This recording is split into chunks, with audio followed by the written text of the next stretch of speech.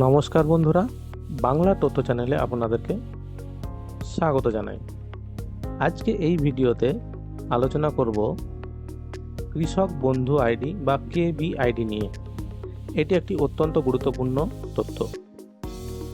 যারা পুরনো কৃষক বন্ধুর উপভোক্তা আছেন তাদের আবার নতুনভাবে সরকারি মাধ্যমে কৃষক বন্ধু ভেরিফিকেশান করতে হচ্ছে।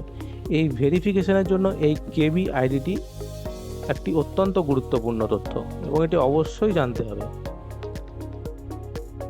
আর এইটি আপনারা বাড়িতে বসে খুব সহজেই নিজের মোবাইল বা কম্পিউটার থেকে দেখে নিতে পারবেন। চলুন দেখা যাক কিভাবে আমরা এই তথ্যটি দেখতে পারবো।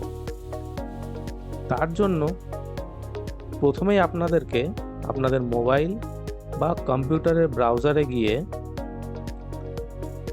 যে গুগল সার্চ অপশান আছে সেই গুগল সার্চে গিয়ে কৃষক বন্ধু বা কৃষক বন্ধু আইডি লিখে সার্চ করে নিতে হবে। এখানে সার্চ করার পর যে প্রথম অপশানটি দেখাবে কৃষক বন্ধু, বা আপনারা সাইটটা দেখে নিতে পারেন kৃষকবন্ধু.wb.gov.in। এটাই হচ্ছে কৃষক বন্ধু সরকারি ওয়েবসাইট। আপনারা সরাসরি kৃষকবন্ধু.wb.gov.in এটি লিখেও সার্চ করে নিতে পারেন, তাহলে সরাসরি সেই ওয়েবসাইটের মধ্যে চলে যাবে।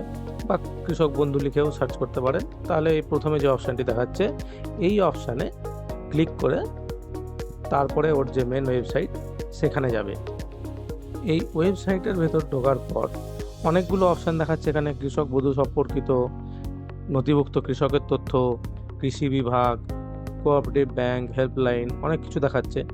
এর মধ্যে যে নথিভুক্ত কৃষকের তথ্য বলে যে অপশানটি আছে, এটি হচ্ছে পুরনো যারা এই কৃষক বন্ধু প্রকল্পে আবেদন করেছিলেন তাদের যে সমস্ত তথ্য নথিভুক্ত করা আছে সেই সমস্ত তথ্য দেখার জন্য এই কৃষকের তথ্যটা, এই নথিভুক্ত কৃষকের তথ্য অপশানটিতে ক্লিক করলে সেই সমস্ত তথ্যগুলি জানা যাবে এখান থেকে। এইখানে এবার দুটি অপশান দেখাচ্ছে, দুটি ঘর দেখাচ্ছে। একটি হচ্ছে অপশান সিলেক্ট করতে হবে, আর একটিতে আইডি কার্ড নাম্বার লিখতে হবে। অপশান সিলেক্টে কি আছে? এই অপশান সিলেক্টের মধ্যে আপনারা দেখতে পাবেন যে সমস্ত ডকুমেন্টগুলো আপনাদের দিতে হবে, মানে Aadhaar card, voter card, bank account, কেবিআইডি, মোবাইল নাম্বার বা অ্যাকনলেজমেন্ট নাম্বার, যে কোনো একটা দিয়ে আপনারা কৃষক বন্ধু আইডিটি সার্চ করতে পারেন। তো আমরা এখানে প্রথমেই আধার কার্ড সিলেক্ট করে নেব।